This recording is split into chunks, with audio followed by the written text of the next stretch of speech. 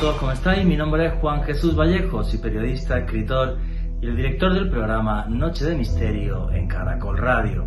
Después del colapso del Imperio Romano arrancó lo que los arqueólogos e historiadores denominan la época oscura, toda una era de tinieblas donde el conocimiento estaba prohibido. Pero es justo en el siglo XII cuando sucede algo tremendamente enigmático. Pasamos de esa época oscura a una época de luz. En el siglo XII, gracias a la intervención de los templarios y de los que luego serían los masones, se crea el gótico. Catedrales llenas de misterio, con gárgolas que nos miran desde sus tejados, guiñándonos desde el pasado para contarnos una historia que a día de hoy no comprendemos. No deja de ser paradójico que los que fueron masones y crearon estas catedrales luego cambiarían el mundo con la Revolución Francesa y el nacimiento de los Estados Unidos de América. Así que las catedrales antiguas tienen mucho más misterio del que os podéis imaginar. Pero si quieres saber sobre esto y mucho más, no os perdáis el nuevo podcast de Noche de Misterio en Caracol Radio. El misterio de las catedrales. Noche de Misterio. Juan Jesús Vallejo.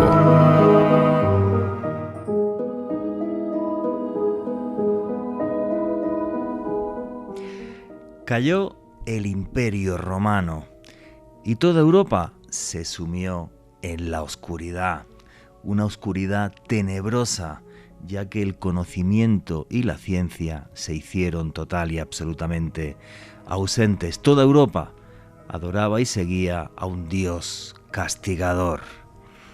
Y eso fue así hasta el siglo XII. Y aquí está el gran misterio de esta cuestión. Es justo en el siglo XII, en concreto en Francia, cuando de repente un grupo de rebeldes silenciosos hizo que a la civilización llegara la luz, creando un arte y un concepto nuevo de comunión con Dios, el gótico. De repente se crearon catedrales gigantescas que se elevaban al cielo decenas de metros. Y allí los hombres entraban y se bañaban en luz, una luz que era física, espiritual, intelectual, era un mundo nuevo, un mundo que quería caminar. Construir una catedral no era algo fácil, hacían falta ingenieros, canteros, vidrieros, escultores y, obvio, un gran arquitecto detrás. Y aquí viene otra historia también tremendamente enigmática. Es la Iglesia la que financia el gótico, bueno, y sobre todo los templarios, que eran rebeldes a ciertas cosas de la Iglesia, y los que construyen esas catedrales completamente nuevas, con un pensamiento nuevo y totalmente mágico para unirnos con Dios. Los constructores de esas catedrales, los arquitectos, serían luego los masones, los que realmente cambiaron el mundo en la Revolución Francesa y el nacimiento de los Estados Unidos de América. Y a día de hoy, en pleno siglo XXI, sucede algo muy curioso. Ahora que estamos otra vez en una época de una convulsión tremenda, de una polarización tremenda, y nos estamos metiendo en una época oscura donde vuelve a haber guerra y además se habla de desastre nuclear y climático, en este momento de convulsión, de repente el hombre del siglo XXI mira hacia atrás viendo esas catedrales que rebosan luz, espiritualidad, cultura y magia. Y es que los diseñadores de esas catedrales, que repito, no eran católicos, sino que eran masones, con lo cual eran deístas, no sé si alguna vez han escuchado este término. El deísmo es que cada uno de nosotros tiene una experiencia que es única e intransferible con Dios, y todas esas experiencias son válidas. Por eso un masón puede ser musulmán, cristiano, judío, budista, sin absolutamente ningún problema. Pues es muy curioso que ahora en pleno siglo XXI, en esta época convulsa, en esta otra época oscura en la que estamos entrando, miremos atrás para empaparnos de esa luz y de esa espiritualidad. Los maestros masones, los creadores del gótico, con los templarios detrás financiando este nuevo arte, eran tan inteligentes, no sé si ustedes saben esto, que incluso canalizaban agua por debajo de la catedral para que así se crease un campo electromagnético diferente, algo que de forma muy sutil pudiera alterar nuestros sentidos. Unirnos a Dios, empaparnos y bañarnos de luz, dejar atrás la oscuridad. Ese es el mensaje de los canteros y los arquitectos del siglo XII. Un mensaje en piedra que a día de hoy apenas sabemos leer, con esas gárgolas demoníacas mirando hacia afuera, contemplando la oscuridad del hombre. Todo un lenguaje mágico y sitios que merece la pena que visitemos para empaparnos de esa espiritualidad y de ese conocimiento antiguo. Un conocimiento antiguo, repito, que está más presente que nunca, porque sin luz no somos nada. Sin luz, la oscuridad nos consume y nos lleva al averno. Péguense siempre a la luz, ya que alimenta nuestra alma y hace que nuestro futuro y nuestro sendero sea mucho más liviano y además esté repleto de magia. Buenas noches, noctámbulos. Mi nombre es Juan Jesús Vallejo. Los que queráis seguirme en redes sociales, mi Twitter es @JuanGVallejo, Juan J. E. Vallejo. En Instagram y en Facebook, Juan Jesús Vallejo. Y esto es otro podcast de Noche de Misterio. Y aquí lo que hacemos es periodismo de misterio. Nosotros os ponemos los hechos encima de la mesa y vosotros decidís qué hay detrás y qué no. Y aquí somos una gran familia, la familia del misterio, y por eso ya tenemos un numeral en Twitter para que nos pongáis vuestras opiniones y comentarios. Y ese numeral es Misterio Caracol. Repito, ese numeral es Misterio Caracol. Hoy, para meternos en un mundo de magia, de luz y de misterio. El misterio de las catedrales, de esos monumentos magníficos que rebozan luz para que nuestro alma se acerque a Dios. ¿Sabéis que hago viajes de autor? Los próximos viajes en la segunda quincena del mes de abril será el Camino de Santiago, donde caminaremos por algunas de las catedrales góticas más importantes del mundo, como es, por ejemplo, la de Burgos y la de León. Un camino que os aseguro que es muy mágico y además pensado para que tengamos que andar poquito y ver muchísimas cosas.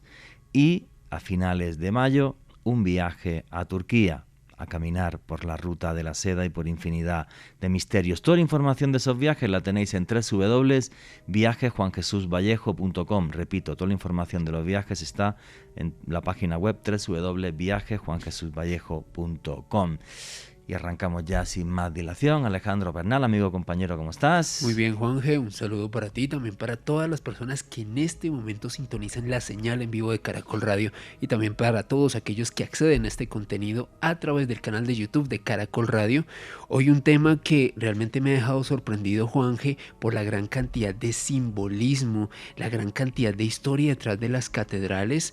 Templos edificados por maestros constructores, templos en los cuales los peregrinos llegaban como iniciados y culminaban su viaje como iluminados a través de los símbolos. Una maravilla realmente. Efectivamente, la palabra iniciado, y los que vengan conmigo a ese viaje al Camino de Santiago tendrá sentido, porque los iniciados son aquellos que son capaces de entender los signos de las piedras. Hay que pensar que en la Edad Media, además, la gran mayoría de la población era analfabeta. Entonces pues tenía que ver, captar y que sentir. Era, bueno, pues es otro mundo, ¿no? Y es curioso porque no hay textos, por ejemplo, del por qué nace el gótico, por qué nace este tipo de arte nuevo.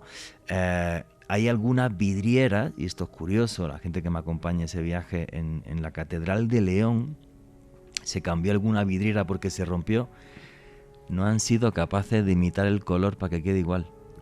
Imposible, no se sabe cómo teñían después de tantos siglos. No lo saben. Increíble. Es una cosa absurda, tío, absurda. Y ves la diferencia de color y lo flipas. O sea, es como... Por eso se habla de alquimia y de ciencias mágicas y de todo este tipo de cosas, porque realmente es una maravilla, ¿vale? Y luego hay que pensar también que las catedrales estaban vivas. Dentro de la catedral se hacían mercados, la gente dormía, sobre todo en la ruta del Camino de Santiago, ¿no? Se hacían mercados, la gente dormía y la misa se hacía desde el coro, no en el altar. Wow. Y entonces toda la gente pues estaba allí todo el día y no cerraban por la noche, estaban abiertas para los peregrinos, y entonces eran, lo que he dicho antes, ¿no? Total y absolutamente máquinas de espiritualidad. Y luego lo comentaremos, tenemos una entrevista ahí buenísima con un gran amigo, Juan Ignacio Cuesta, escritor y periodista, experto en un montón de enigmas medievales y que se ha caminado a algunas de las catedrales más importantes del mundo. Y efectivamente, esa espiritualidad que son capaces de transmitir estas catedrales tiene varias cosas curiosas. Una es que como hay una geometría sagrada, esa geometría se puede hacer música. A ver si tenemos tiempo, ponemos cómo sonaría la Catedral de Toledo. Exactamente. ¿Vale? A ver si tenemos tiempo. O sea, lo puedes hacer música. Y luego otra cosa fundamental que comentaba antes en la introducción. Da igual que seas cristiano, musulmán, judío, budista, yo no soy cristiano ni católico. Y cuando entras en este tipo de lugares, caminas por la magia y el misterio. Y si eres capaz de guardar silencio unos minutos y simplemente mirar las vidrieras, la luz, sentado, vas a sentir una magia alucinante. Es que, Juanje, tú mismo lo has dicho, los mayores constructores de estas catedrales, de los mayores exponentes del gótico, ni siquiera eran cristianos, eran deístas. Sí, Esto trasciende la espiritualidad. Sí, claro. Ellos estaban convencidos, bueno, lo que es la masonería, de que había un gran arquitecto universal, exactamente, llámalo Dios, que es el que irradia el mundo y el que construye los planetas y el universo. Y entonces cada uno se acerca a él en libertad. Fíjate que luego eso le costó obvio a los masones, que todos están excomulgados por la iglesia desde hace siglos. Exactamente, Juanje. Y también el momento histórico en el cual aparece esto, pleno medievo, pleno oscurantismo, y las catedrales representación de luz en medio de un mundo tan lleno de oscuridad, tan lleno de tantas sombras, y las catedrales representando esa forma en la que cualquier persona, cualquier peregrino podría llegar a la iluminación a través de la alquimia. Y acercarse a Dios, todos en libertad, y que cada uno tenga su experiencia única, personal e intransferible, que eso me parece maravilloso. Es una frase que repito no solamente cuando hago algún viaje como el Camino de Santiago, sino por ejemplo también cuando hago a Egipto y tal. Yo le explico a la gente el significado de los templos, las vainas, y yo cada uno que sienta lo que quiera, que seamos libres, que eso me parece maravilloso, que sintamos cada uno la espiritualidad de una forma diferente. Los seres humanos somos maravillosamente diversos. Y la magia de las catedrales nos demuestra que esto es total y absolutamente cierto. Así que si os parece bien, vamos a empezar a escuchar la entrevista con Juan Ignacio Cuesta, y la entrevista arranca así. Lugares cargados de una magia y misterio que nos dejaron además un mensaje en piedra para los que son iniciados, para los que saben leer los símbolos mágicos que los antiguos canteros nos dejaron en edificios sagrados como son las catedrales. Pero el que sabe de esto muchísimo más que un servidor es un caballero que hacía que no hablaba con él más de una década, que es Juan Ignacio Cuesta, buen amigo, compañero, una de las personas más polifacéticas que he conocido en mi vida, porque es espeleólogo, pintor, músico,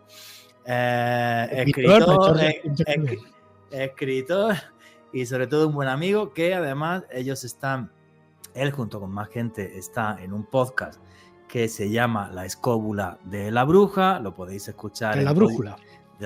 efectivamente, las cóbulas de la brújula, lo podéis escuchar en Podium Podcast, la misma empresa que es dueña de Caracol Radio, que es el grupo Prisa.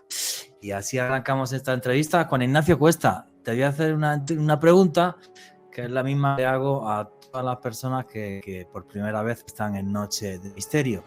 ¿Quién es Juan Ignacio? ¿Quién es Juan Ignacio Cuesta para toda la audiencia de Caracol Radio? Bueno, pues Juan Ignacio Cuesta fundamentalmente es un señor que tiene mucha avidez por conocer cosas y que llegó de la mano de algunos que tú conoces perfectamente, Juanje, a este mundillo del misterio, porque yo cuando empecé a moverme en estos ámbitos fue cuando tuve de compañero de clase en la Facultad de Ciencias de Información nada más ni nada menos que a Javier Sierra. Entonces, una vez que tuve a Javier Sierra, por aquellos tiempos publicaba La Dama Azul. Fui a la presentación de La Dama Azul, allí pude conocer, allí estaba Nacho Ares, que ya le conocía, estaba Jesús Callejo, estaba Carlos Canales, y me presenté ante el doctor don Fernando Jiménez del Oso, al quien tú conoces perfectamente, y me dijo, ¿qué me vienes a contar? Digo, perdóneme un momento. Dice, no, llámame de tú. Dice, ¿y qué me vienes a contar? ¿Que me ves por la tele? Si eso ya lo sé. Digo, no, que quiero trabajar contigo. Dice, hombre, pues vete por la redacción y ya te hago una prueba y vemos a ver de qué va la cosa. Llegué a la redacción, no había venido él, estaba Santi Camacho. Luego llegó Iker, luego llegó Lorenzo Fernández Bueno, luego llegó Fernando. Y nada, pasé la prueba perfectamente y ya empecé a escribir para la revista Enigmas, como tú ya sabes. En fin, lo que nos ha descrito Juan Ignacio Cuesta, para la gente en América Latina que no conozca todos estos nombres que ha dicho Juan Ignacio Cuesta. Sí, claro. Javier Sierra es un señor que tiene un premio Planeta de literatura, buen amigo también y mejor persona. Fernando Jiménez del Oso, entre la gente de cierta edad en América Latina, es conocido por todos. Y es un señor que los programas que hacía en televisión española hace muchos años, eso Alejandro Bernal lo puede contar mejor que yo, en toda América Latina. Entonces, claro, fue como una primera inmersión en el periodismo de misterio para millones y millones de latinoamericanos ver escuchar a Jiménez del Oso. Y los otros personajes que decía Juan Ignacio Cuesta, que estaban en la revista Enigmas, que a día de hoy ya ni existe, ya lo que existe es Año Cero. Lorenzo Fernández es un señor que aquí en América Latina muchos habéis visto en una serie que se llama Extraterrestres en History Channel.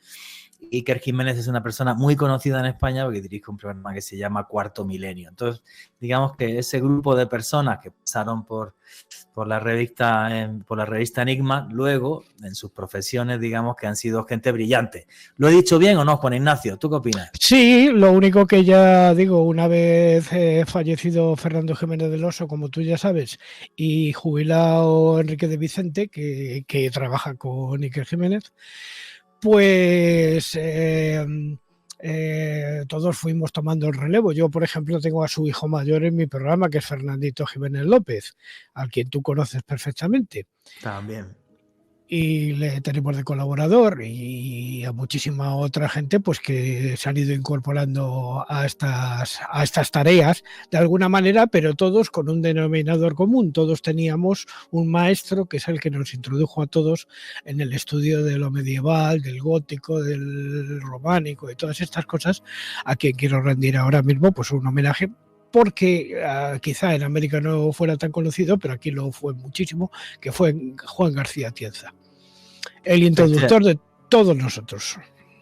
Efectivamente, Juan García Atienza, yo no lo conocí, yo nunca estuve, o sea, lo vi, una vez coincidí con él en una cafetería, pero nunca hablé sí, con él. Para la gente aquí en América Latina que no entienda quién es Juan García, desde mi punto de vista, Juan Ignacio Cuesta, que sabe mucho más de este tema, que me corrija si me equivoco, es una persona que hizo un libro, fue La España Mágica, donde de repente recuperó toda la historia de uno de los patrimonios más importantes del mundo, que es el español, sí, haciendo incidencia o haciendo hincapié en diferentes elementos mágicos que había en un montón de lugares de patrimonio. Obviamente, uno de los sitios claves iba a ser las catedrales, que de eso va hoy el programa de hoy, aunque hablaremos de España Mágica y de muchas más cosas. En este programa sabéis que el guión es que no hay guión, o sea, aquí hablamos entre amigos y la pasamos bien. Pero yo no sabía que tú habías trabajado con Juan García Tienza, fíjate. Eso No, yo no trabajé con él personalmente, pero sí le conocí. Y además, leyendo sus libros, es cuando yo me introduje en la observación de la simbología que había en todos los edificios romanos y góticos. Y ya empecé yo a hacer mis pinitos con el primer libro que escribí sobre el tema, imitando evidentemente a Juan García Tienza en principio, que fue Lugares de Poder, el primer libro que yo edité con Nautilus, ya dentro de este seguimiento del maestro, por decirlo de alguna manera, porque García Tienza, que no será muy conocido posiblemente en Sudamérica, es famoso porque hizo la guía mágica del Camino de Santiago, aparte de otros muchos libros, y eso le abrió a la gente los ojos a la hora de andar por los diferentes edificios del Camino de Santiago aquí en España, y enseñarles de alguna manera pues que había que mirar las cosas con lupa para poder entender un poco el por qué se desarrolló un movimiento como aquel en un momento tan absolutamente temprano como fue el siglo VIII.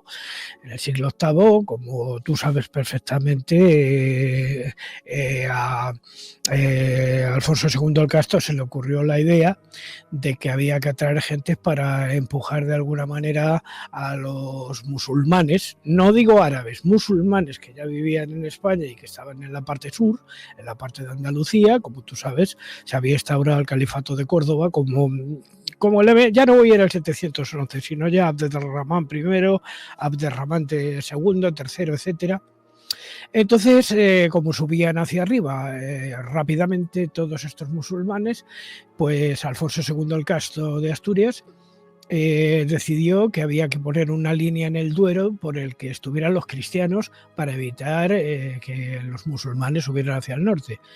Entonces aparecen milagrosamente, gracias a la contribución de Beato, abad de Liébana, los restos de una persona que viene del mundo romano, de la época romana, y que no es otro que Santiago el Menor, el hijo del trueno, Santiago Mayor, el hijo del trueno, a quien se le rinde actualmente peregrinación, una peregrinación larga que viene desde Roma y desde muchos sitios de la cristiandad a Santiago de Compostela en España. Efectivamente, bueno, y además la gente sabe, yo hago viajes de autor y este año voy a hacer el Camino de Santiago por segunda vez, en la segunda quincena del mes de abril. Y efectivamente, o sea, vamos a ver, que esto es un tema largo para hablar, ¿no? Pero efectivamente, sí, claro. O sea, el Camino de Santiago, básicamente, creo que es tan importante. Ahí tiene una razón geopolítica, que es la que acaba de decir Juan Ignacio Cuesta, ponerle freno al avance musulmán. Si ponemos un lugar de adoración cerca del antiguo Finisterre, cerca del antiguo fin del mundo, la gente, para que me entienda, pues el mapa de España es así como un cuadradito. Si lo pones en la parte superior izquierda del cuadradito y haces que millones de cristianos pasen por la parte de arriba del cuadrado, harás y frenarás el avance musulmán, porque todos los países de Europa se unirán, ya que mandan a sus peregrinos hasta allá. O sea, había una parte también de razón geopolítica. Ojo, que esto es muy importante, porque el Camino de Santiago, en cierta medida, el Camino de Santiago, y ahora Juan Ignacio Cuesta quiere su opinión, sería el comienzo de la actual Comunidad Económica Europea. Es la primera vez que los europeos nos unimos para algo, porque siempre nos estuvimos matando durante 2000 años. Sí, de varias cosas, no solo de la Comunidad Económica Europea, sino también podríamos decir que era el Internet medieval, porque ten en cuenta que esta es una vía por la que iban conocimientos desde Extremo Oriente hasta Santiago de Compostela. No olvides que el centro físico en el que se juntaban todas las caravanas que venían de Oriente, como por la famosa ruta de la seda, pasaba por Jerusalén. Y de Jerusalén saltaba a Roma, y de Roma venía hasta Santiago de Compostela. El primero que se le ocurre rechazar a los musulmanes que subían, en este caso hacia Francia, es Carlos Martel, de los reyes condes de la dinastía carolingia, el primer carolingio que hubo, que posteriormente fue seguido por Carlomagno. Tiempo después, que ya también participa en el Camino de Santiago, porque ya sabes los sucesos que hizo Carlomagno con Roldán en la zona de Roncesvalles. los conoces perfectamente. Pero Y- cuéntalo. No nos Sí, dejes bueno, sin pues muy comer. sencillo. Carlomagno decide de alguna manera que se haga un libro, que sea una guía del Camino de Santiago, que es la primera, digamos, guía del Camino de Santiago medieval, que es el Codex Calistinus, que se atribuye a Calixto III, pero que realmente fue compilado pues por muchísima gente que hubo en aquella época, y en concreto se le atribuye la redacción final y la corrección a Aimérez Picot. Entonces, este Codex Calistino, que se conserva en la Catedral de Santiago de Compostela desde entonces, excepto un tiempo que se lo llevó un electricista a su casa, aunque luego lo tuvo que devolver. Muy loco eso, sí. No entremos en detalles. Sí. Que... Bueno, pues este es un libro dividido en 5 etapas, donde la principal es el Codex Turpini, que es el que nos habla de Carlomagno, de Roldán y de toda esta gente, y de cómo una vez fueron rechazados los musulmanes, los cristianos heridos, sus lanzas quedaron en el suelo y empezaron a florecer. Bueno, leyendas. Leyendas que se han dado en el tiempo, la batalla de Clavijo, en la que aparece Santiago el Mayor luchando contra los musulmanes, batalla que nunca tuvo efecto, por cierto. Luego, en otros casos, se le ve a otro santo que es San Millán, luchando contra los musulmanes, que este era un pobre eremita de La Rioja y que jamás había luchado contra los musulmanes, pero se le coloca ese San Benito, ¿no? En fin, así se desarrolla una autopista que sigue funcionando hoy día. Efectivamente, se recuperó a partir de los años 80, diría yo, que coge otra vez otro espíritu, y además el turismo español lo impulsa, porque durante décadas el camino prácticamente siglos prácticamente que... Bueno, por guerras y por problemas políticos. Efectivamente, el camino durante siglos tampoco funcionó por problemas políticos y por guerras y demás, pero ha vuelto a resurgir. Y lo que estaba comentando Juan Ignacio Cuesta me parece genial, cuando lo ha definido como un internet medieval. Efectivamente. Gracias a las peregrinaciones, la gente de Europa se ponía en contacto con Oriente Medio, de Oriente Medio llegaba la ruta de la seda, llegaban otras ideas, y los peregrinos en esa ruta pues hablaban, y había ese intercambio de ideas, de conocimientos, y así se expandieron infinidad de conocimientos por el mundo. La curiosidad que tiene el Camino de Santiago es, pues que realmente es el primer camino, o una de las primeras cosas que une a Europa hacia lo que fue hoy día y lo que es hoy día la Comunidad Económica Europea. De repente hay algo en común en una Europa en la que nos matamos cada 2 por 3. Así es. Y dentro de estas curiosidades de las catedrales, le comenté a Alejandro Bernal que nos hablase hoy de una que para mí es muy curiosa. Yo he tenido la suerte, y claro, ver en el suelo de una catedral el juego de la oca, se queda uno como flipando. Cuéntanos de la Catedral de Toledo, en España. Juanje, es tan impresionante que su construcción se hizo de 1226 a 1493. O sea, estamos hablando más de un siglo de construcción de esta catedral. Para que se imaginen los oyentes, 92 metros de alto, 59 de ancho. Es impresionantemente enorme. Y tiene algo muy particular, Juanje, y me voy a circunscribir a algo que comentó un historiador toledano, un hombre experto no solamente en la historia de su ciudad, sino en específico la Catedral de Toledo, Luis Débora.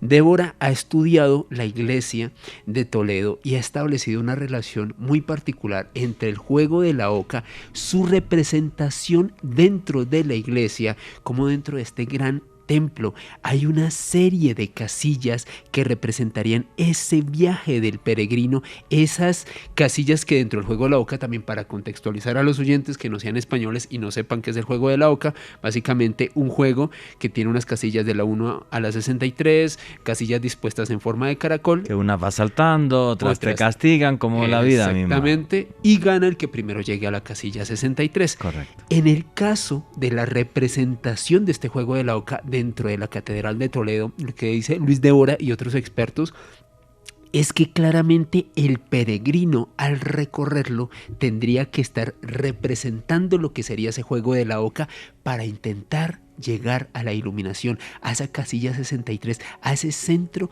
del templo en donde el peregrino, tras recorrer cada uno de esos pasos, llegaría realmente a un estado espiritual bastante especial. Pero esto no solamente está simbolizado, Juanje, en la Catedral de Toledo, sino en la Toledo misma, dice el mismo Luis de Ora, porque si miramos la ciudad desde la perspectiva del juego de la oca, él establece que se podría hacer un recorrido por toda la ciudad de Toledo y la casilla 63 sería la Catedral de Toledo, el lugar, el epicentro donde los peregrinos encontrarían la iluminación. Es una ciudad preciosa, la conozco muy bien. Incluso estuve haciendo ahí una vez un reportaje sobre la búsqueda de la Mesa de Salomón, pero como cuente eso, me pego media hora hablando. Entonces, lo de la Mesa de Salomón, que podemos hacer un día un programa más, la Mesa de Salomón es una mesa que estaba en el templo de Salomón, y en la que estaba escrito el Sen Semaforas, el verdadero nombre de Dios. Pero bueno, yo conozco una persona que es súper experto en eso y un día la podíamos entrevistar. Toledo es espectacular. Toledo es una ciudad muy, muy bonita, llena de infinidad de callejuelas, de rincones, de palacios antiguos, de esa catedral, donde todavía se sigue haciendo el famoso acero toledano. Ya artesanos creo que juraría que quedan 2 solamente. Wow. Ya se hace toda máquina, pero ahí se diseñan incluso espadas que habéis visto en infinidad de películas. O sea, se siguen diseñando y se siguen haciendo allí. Entonces es una ciudad muy particular. Y, para cerrar este capítulo, el tema del juego de la oca y el simbolismo de la oca es que era fundamental para los templarios, porque ellos entendían que la oca era un animal muy sabio. Entonces representaba para ellos la sabiduría, hasta el punto de que hay un Cristo en España que está crucificado en una pata de oca porque es un Cristo en Puente de la Reina, la iglesia de Puente de la Reina. Y a propósito, el juego de la oca era un mapa simbólico con el cual los templarios intentaban representar ese camino de iluminación bastante interesante. Efectivamente, además eran viajeros y caminantes, como tenemos que ser en nuestras vidas. En fin, vuestras preguntas y comentarios a través del numeral Misterio Caracol. Estábamos hablando con Juan Ignacio Cuesta de esas catedrales y de cómo son parte de peregrinaciones que eran el antiguo Internet medieval, lugares donde se intercambiaba conocimiento, lugares sagrados donde gracias a la luz uno entraba en comunicación con Dios. Y la entrevista a Juan Ignacio Cuesta continúa así. Efectivamente, casi que se olvidó y en los años 80 resucita hasta la fuerza que tiene hoy, que es brutal, que es absurda. Y es, bueno, no sé, ya que nos hemos metido en el camino, yo quería arrancar con lugares de poder, que ahora te preguntaré, sí, claro. pero ya que nos hemos metido en el tema del camino, porque sí o sí es, digamos, ¿cómo lo explicaría? Es un emblema de la historia y el misterio en España. Sí, igual que son las pirámides, igual que son las pirámides de Egipto, para Egipto y si me apuras para África entera, el tema del Camino de Santiago es digamos, un punto muy importante de historia y de misterio para España. Y por todos los datos que está dando Juan Ignacio Cuesta, porque es que toda Europa se une, que eso es algo único en la historia, toda Europa se une. Mandan para allá sus órdenes, mandan para allá caballeros, mandan para allá gente, claro. Y es lo que dice Juan Ignacio Cuesta, es una especie de internet del conocimiento donde de repente diferentes corrientes arquitectónicas empiezan a llegar y a dejarnos toda una serie de joyas por ese camino, como es la Catedral de Burgos, como son la Catedral de León, como es por ejemplo Santa María de Unate, y todas con una simbología fabulosa, Juan Ignacio.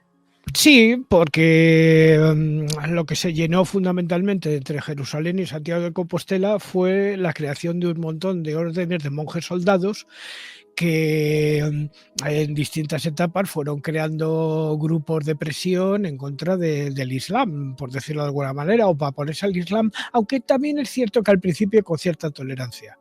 La primera cruzada que sucede ya mueve un montón de gente entre Francia y Jerusalén, o sea, y Oriente Medio, que es la primera, que ya sabes que termina con la victoria de Godofredo de Bouillon en el año 1198 sobre Jerusalén y coloca en el trono allí en Jerusalén a Balduino II, el rey leproso, y a partir de ese momento pues ya empiezan a ser una serie de órdenes militares que nacen, por ejemplo, los hospitalarios nacen en Malta, no, perdón, sí, los hospitalarios, perdón, nacen en Venecia y en Malta, Luego, posteriormente, se añadirán otras órdenes, de las cuales posiblemente la más importante de todas es la Orden de los Pobres Caballeros de Cristo o los Templarios, que fueron los custodios de los que llamamos lugares de poder a lo largo de prácticamente toda la geografía que lleva desde los límites de Europa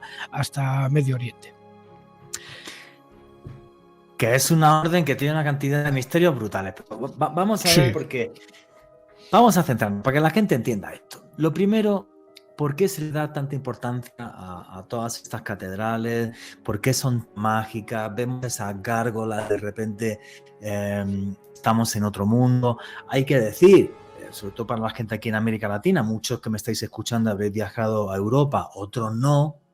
Aquí en América Latina, por desgracia, bueno, pues no tenemos esa riqueza en catedrales antiguas, donde hay un montón de estilos, como es el románico, está el gótico, efectivamente está el renacimiento, y es muy espectacular. Pero el tema es, y era Juan Ignacio Cuesta que nos vaya ilustrando. Bueno, esas catedrales se ponen porque sí, o van buscando lugares de poder que ya eran lugares sagrados mucho más antes para diferentes culturas, Juan Ignacio, y esos lugares que se cristianizan. Hay diferentes teorías según cada uno de los investigadores. Lo que sí que es cierto es que cada uno de estos edificios, que empezaron siendo los edificios románicos, se fueron colocando en lugares del camino especialmente significativos por varias circunstancias. Primero, porque habían sido adorados en la antigüedad por pueblos anteriores de tipo, o sea, pueblos paganos. Por ejemplo, un caso muy concreto, hay un lugar que se llama, dentro de este conjunto de lugares de poder prácticamente inagotable, que es la Cruz de Ferro, que está subiendo a un monte que hay en España que se llama el Teleno.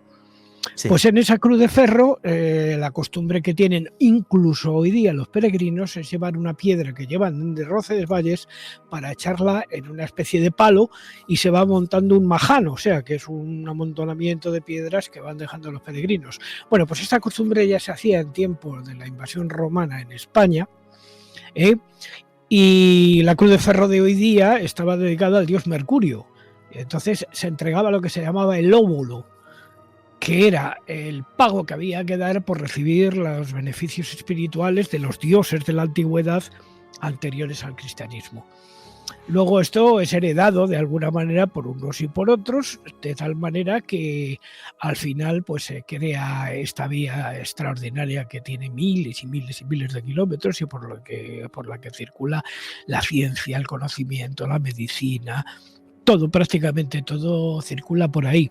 Y que luego saltaría a América, sí, saltó a América, por supuesto, con la llegada de Colón a América, sí que saltó al Reino de Nueva España, donde también se construyeron algunas catedrales por iniciativa de los reyes católicos en España, que establecieron leyes para que allí en Indias, lo que llamaban ellos Indias, porque se creían que habían llegado a la India, se construyeron una serie de catedrales y cosas que están hoy día, por ejemplo, en México y en muchos sitios, pero además hubo un choque de culturas importante porque allí se encontraron con que ya existían, por ejemplo, pirámides en la zona de Tenochtitlán, por ejemplo, pirámides en la zona de México, en Teotihuacán, en Yucatán, en Guatemala, en todos los lados.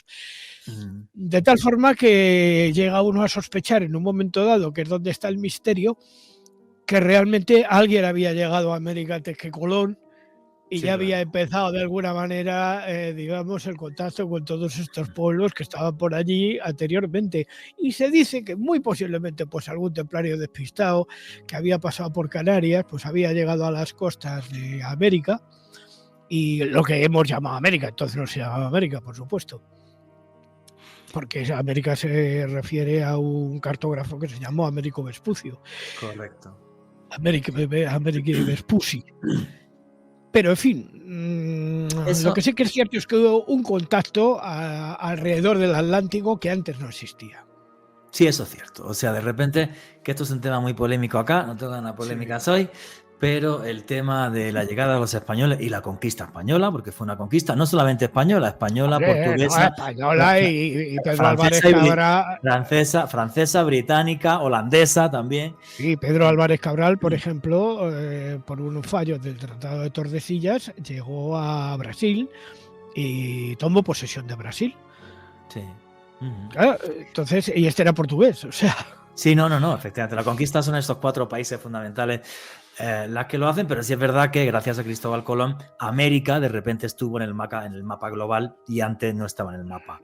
No estaba en el mapa global. De repente, o sea, Cristóbal Colón, al que le guste, sí, el que no también, inventó o creó el mundo global, sí.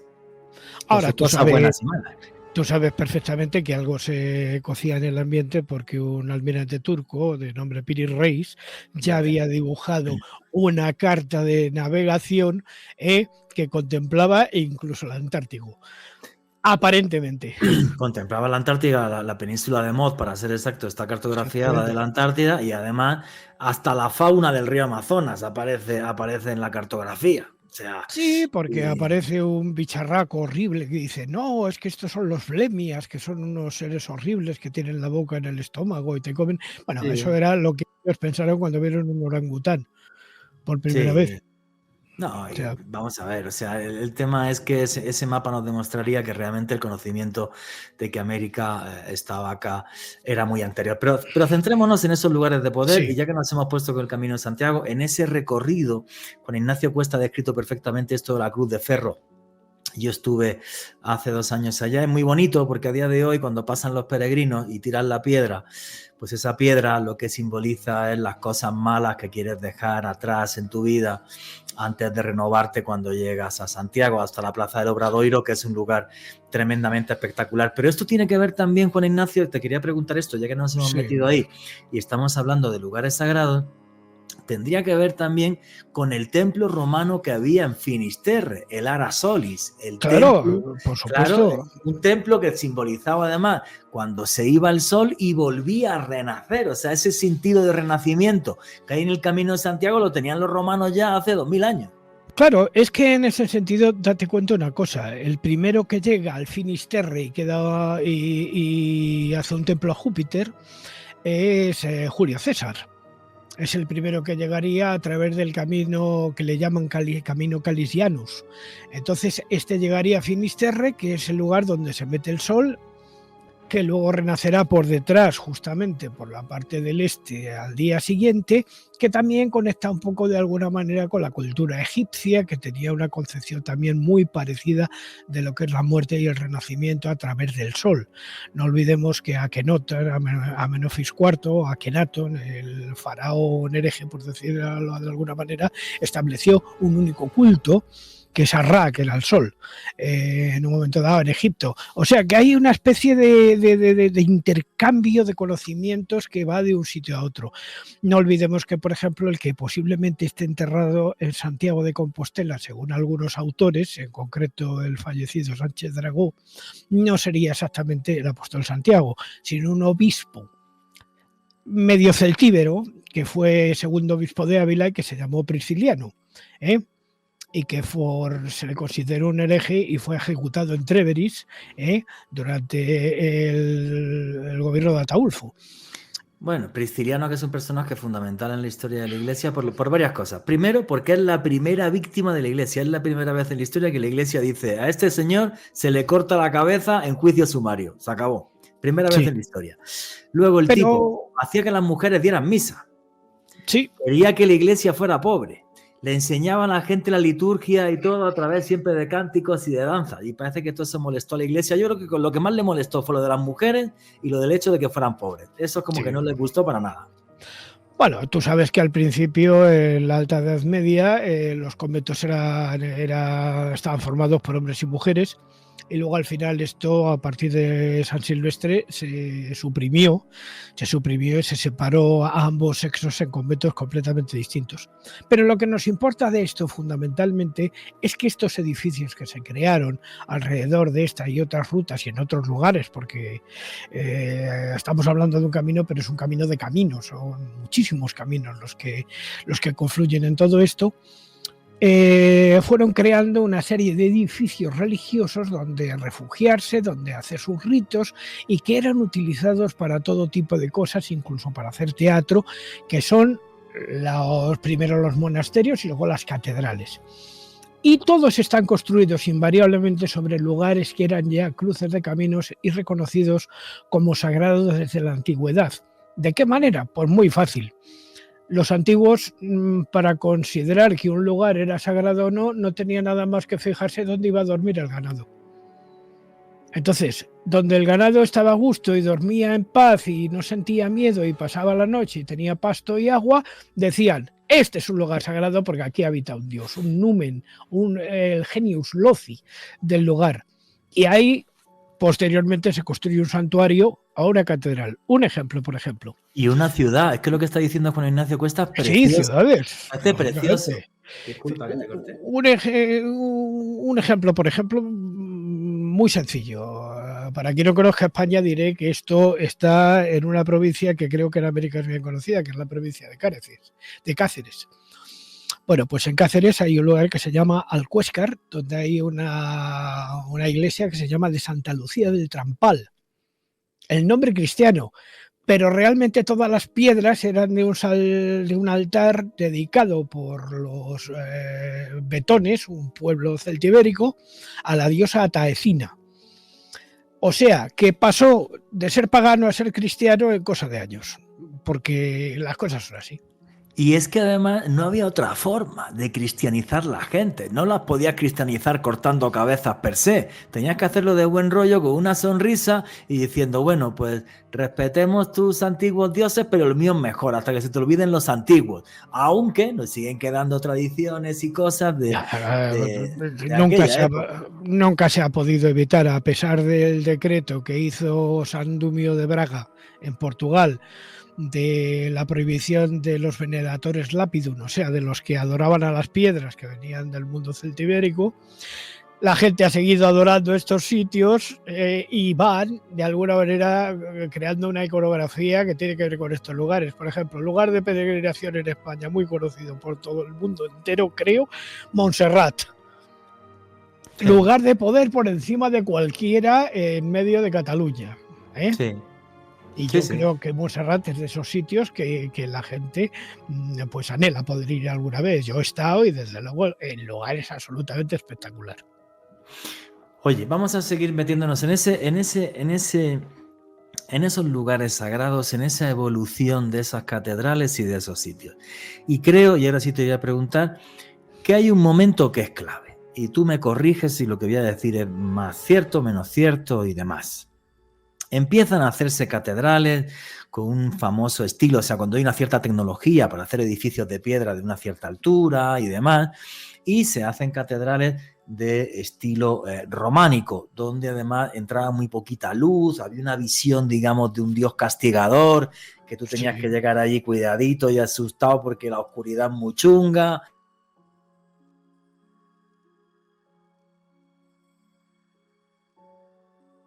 Catedrales pasen de ser oscuridad a ser luz, que es el gótico. Juan Ignacio Cuesta, ¿cómo ves esto de repente, ese cambio tan abrupto de ese románico, de ese Dios, me da miedo en ese tipo de catedrales y tal, a Dios es luz, Dios es amor, Dios es buen rollo y los templarios detrás? ¿Cómo ves esto? Y luego comentamos cosas de los templarios en general para que la gente no se entienda. Bueno, es que vamos a ver, hay que dividir la Edad Media en dos etapas. La Alta Edad Media, donde efectivamente todo era angosto y era oscuro, por ejemplo, San Isidoro de León es un buen ejemplo de lugar de poder, pero angosto, donde todo el mundo estaba esperando que llegara, porque el trasunto de todo esto, el primer milenio donde se suponía que iba a llegar el fin del mundo. Como llega el año 1000 y no hay fin del mundo, ¿Qué es lo que pasa? Que se produce, según el monje Raúl Glaber, una auténtica explosión y se empieza a llenar todo, ya no de edificios angostos y pequeñitos, sino de unas catedrales que alcanzan una altura extraordinaria, como por ejemplo Burgos, Toledo, León, o la más alta posiblemente que haya en toda Europa, que es Béziers.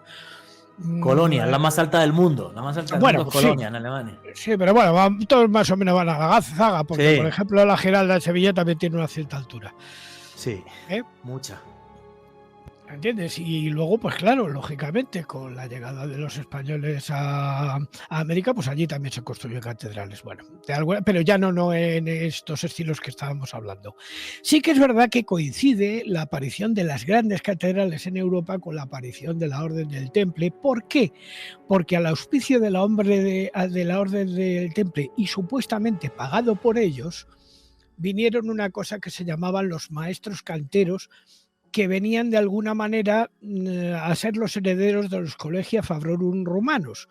Y eran herederos porque usaban la misma doctrina que los Collegia Fabrorum Romanos, o sea, la de un señor que se llamaba Vitruvio Polión, que fue un arquitecto romano, un teórico de arquitectura romano, que trasciende a la Edad Media cristiana a partir del año 313. ¿Por qué? Porque en el año 313 sucede un hecho fundamental, y es que Constantino el Grande da permiso a los cristianos en Roma para que puedan conservar, o sea, tener sus propios ritos. Y decide que la religión del imperio no iba a ser el mitriaísmo, sino que sería el cristianismo. Y a partir de ese momento, el imperio romano se transforma en dos: en un imperio romano regido por el César, el emperador o quien fuera en cada momento, y sobre todo por otro señor que le llaman el sumo pontífice, que es el Papa. Y se le construye una ciudad dentro de Roma que se llama el Vaticano. Y se llenan todos estos sitios y toda la irradiación que produce esta explosión a partir del año 1000 en lugares mágicos y sagrados, que son trabajados por los canteros medievales, que estaban divididos en cofradías y que tenían sus propios signos secretos para marcar las piedras. Si nosotros vemos, por ejemplo, las catedrales, no solo en España, sino en otros sitios, veremos que tienen una serie de símbolos que se llaman las marcas lapidarias o las marcas de cantero, que hay mucha controversia sobre ellas, porque unos dicen no, era para cobrar, era la firma del cantero para poder cobrar, pero otros piensan que era una manera de activar el espíritu que tenía la piedra. Por ejemplo, eso era lo que opinaba Sebastián Vázquez, que tú le conoces. Las marcas de cantería, luego vamos a seguir hablando de eso, son tremendamente espectaculares, porque estás recorriendo una catedral y de repente empiezas a ver símbolos extraños en las piedras, no más de un símbolo, ¿vale? Siempre es un símbolo, y entonces no hay texto ni está claro el por qué son esos símbolos y esas marcas de cantería. Pero como antes de terminar este bloque quería remarcar varias cosas. Lo bien que nos ha explicado nuestro amigo, se me acaba de ir el nombre, Juan Ignacio Cuesta, Jolines, Juan Ignacio Cuesta, lo bien que nos ha explicado ese proceso, ¿no? De el Imperio Romano, donde había una ciencia y una tecnología increíbles, porque los romanos inventaron el hormigón, por ejemplo, para hacer cosas que lo hemos redescubierto hace un siglo y poco, sí. ¿Vale? O sea, ese mundo romano, que es muy avanzado para la época, llega Constantino, se mete el cristianismo de por medio, y todo se va al carajo. El Imperio Romano se divide en dos, Oriente y Occidente, y lo que es el Occidente se va al carajo. Empieza a haber un montón de tribus que, aunque son cristianas, empiezan a pelear entre ellas y tal, y todo se va al garete, y llegamos a esta famosa época oscura de la historia, hasta que en el siglo XII, de repente, las cosas empiezan a cambiar.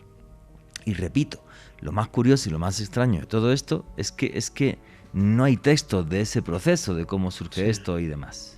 Y sobre todo, Juanje, algo muy interesante sobre lo que tú decías, esos símbolos podían ser reconocidos por iniciados, personas que habían tenido un conocimiento previo sobre lo que eso representaba, uno de los símbolos más mentados en estas catedrales y también, por ejemplo, en el Camino de Santiago, a las personas que vayan a ir con Juanje en unas semanas, esa pata de oca, ese simbolismo tan importante de ese animal sagrado. Y era muy sagrado porque, de acuerdo a la tradición de la época, la oca o ganso era un animal que era capaz de manejarse en 3 elementos: en el agua, en la tierra y en el aire.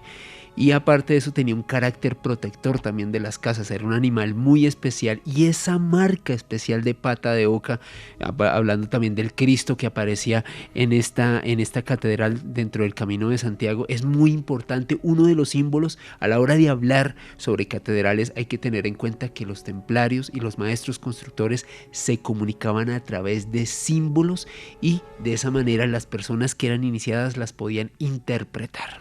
Eso es, y con esos símbolos se comunicaban con el pueblo de forma sutil, porque había mensajes que la iglesia no tenía que saber. Exactamente. Por ejemplo, podríamos hacer un programa solo sobre las gárgolas.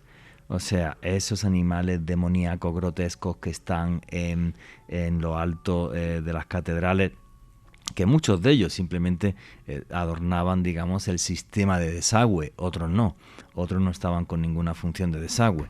Igual que en gárgolas hay de esos seres demoníacos, hay otras que tienen forma de serpiente o forma de dragón, que lo que significaba era la iluminación, todo lo contrario a los demoníacos. Hay otras que tienen formas leoninas, que dicen que el león simbolizaba la valentía, pero aún así se piensa que, creemos que, porque no hay texto. Sí. Es una cosa súper curiosa. Bueno, señores, vuestras preguntas y comentarios a través del numeral Misterio Caracol. Estábamos hablando en la entrevista con... que se me va el nombre. Juan Ignacio Cuesta, leche, jolín. Con Juan Ignacio Cuesta. Estábamos hablando sobre las marcas de cantería. Como algunos piensan que esas marcas, que las hay de infinidad de tipos, hay unas que parecen una T, otras que parecen como un símbolo del infinito, otras que son simplemente un ángulo, hay algunos que piensan que haciendo algún tipo de ritual mágico con esos símbolos se hacía que la piedra tomara vida. Y es curioso porque hay algunos lugares, por ejemplo la ermita del Cañón de Río Lobos en España, yo no he visto tantos símbolos de cantería en mi vida, creo que luego lo comento en la entrevista. O sea, es como que todas las piedras de la ermita, que es templaria, tenían ese tipo de signos, cosas que no vas a ver en otros lugares. Es algo muy particular. Y bueno, la entrevista con Juan Ignacio Cuesta continúa así. En fin, las marcas de cantero, la glistografía o el estudio de las marcas de cantero es absolutamente fascinante.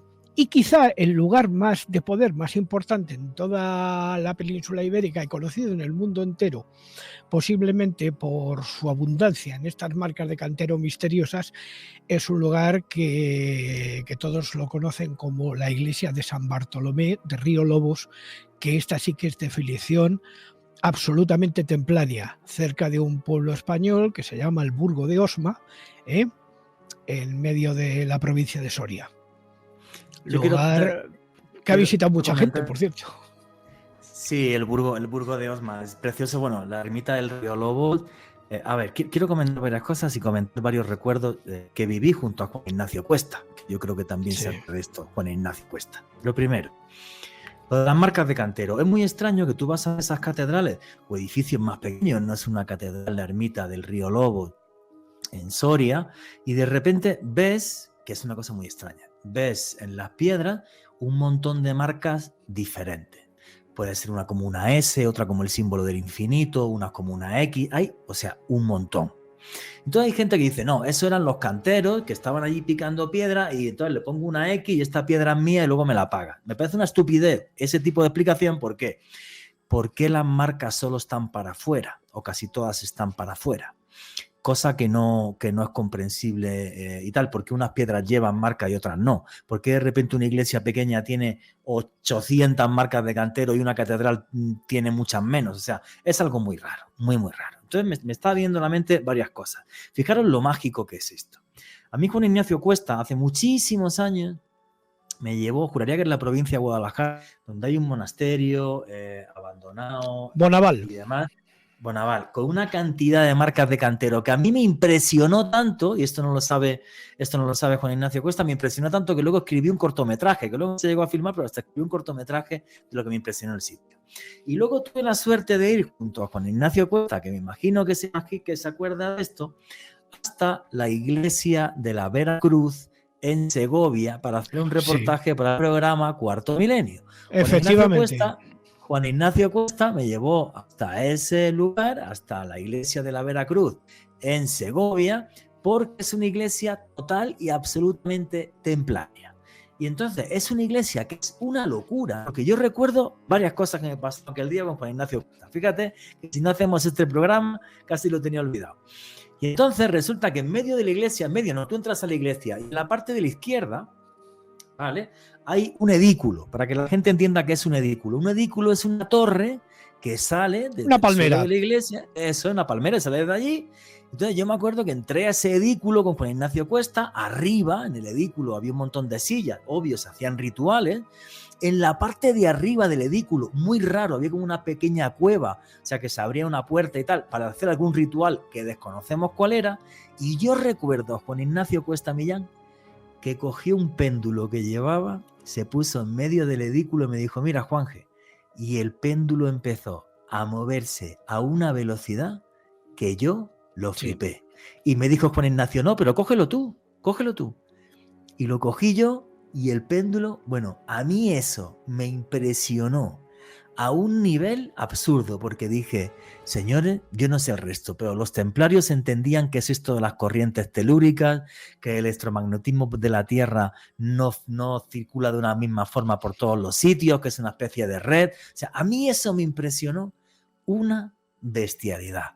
Juan Ignacio, ¿qué puedes contar de esa experiencia que tuvimos? Y es que es muy mágico, lo que vivimos aquel día fue súper mágico, Juan Ignacio. Sí, efectivamente, la verdad es que estuvimos allí, estuvimos haciendo lo que tú dices, no exactamente en el edículo, sino debajo, en la parte inferior del edículo, que está orientada en 4 puntos con 4 puertas en bóveda de cañón, que es el lugar más potente dentro de lo que es ese edificio sagrado, que ese no es catedral.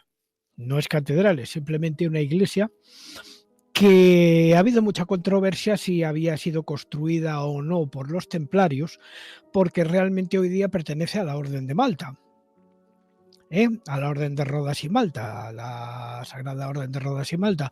Pero también es cierto que apareció un documento que se atribuía a que había sido construida por los templarios, por los caballeros templarios. No queda muy claro si fueron los templarios o no. Lo que sí que es cierto es que los templarios cerca, en Zamarramala, que es un pueblo cercano, sí cultivaban, o sea, sí custodiaban un lignum crucis.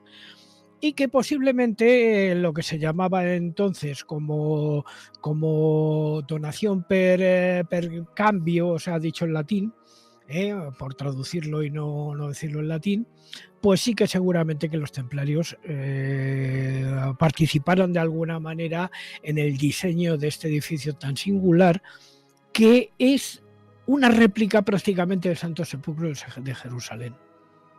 Pequeñito, correcto. Está dividido en 12 puntos, parte de una especie de palmera. Tiene un lugarcito en la parte superior al que solo se puede acceder por una escalera, donde se supone que los caballeros meditaban la noche anterior antes de ser ungidos, de alguna manera como soldados de Cristo. Pero no solo en España está tenemos otro más, que creo que, no sé si le conocéis, pero yo os lo voy a contar. Estamos también, no salimos del ámbito de la provincia de Soria, y nos vamos a otro lugar que también está en forma de palmera, que tiene forma de palmera. Este es más pequeño, más discreto, que es, a ver si lo digo, San Millán. No. San Millán de Locogoya es hermosísimo, pero eso va por otro sitio la cosa, ¿no? Vale. Este es... Ay, Dios mío. No te preocupes, luego lo... Ahora os lo cuento. Describe está San Baudelio de Berlanga. Listo. San Baudelio de Berlanga, que también está hecho en forma de palmera, con una pila bautismal debajo, y que ha sido primero musulmán, después ha sido judío y luego ha sido cristiano. Wow. De tal manera que han estado allí las tres culturas y las tres dejaron su impronta y unas pinturas maravillosas que, por cierto, en el siglo XX a principios, un sinvergüenza que se llamó León Leví las cogió, las arrancó de las paredes y se le llevó a Estados Unidos y las vendió allí, y algunas se encuentran en el MoMA de Nueva York y otras han vuelto a España, es verdad, y están en el Museo del Prado. Pero la mayoría se quedaron en Estados América, Unidos. En América, sí. Este lugar es absolutamente fascinante, o sea, es una cosa como en medio de la nada, donde un ermitaño en principio dio lugar a la creación de este santuario, y luego la gente le tenía tanto afecto a este santuario o le tenía tanta fe a este santuario que incluso se hicieron enterrar alrededor del santuario, cavando tumbas antropomorfas en piedra. Eso es muy espectacular. Yo la única vez que he visto eso fue cuando me llevaste a la iglesia de la Veracruz en Segovia, que también, sí, también. Nunca había visto eso. O sea, tumbas antropomorfas donde se enterraban los caballeros rodeando la iglesia para que sus almas estuvieran en este lugar que era un punto de conexión con Dios.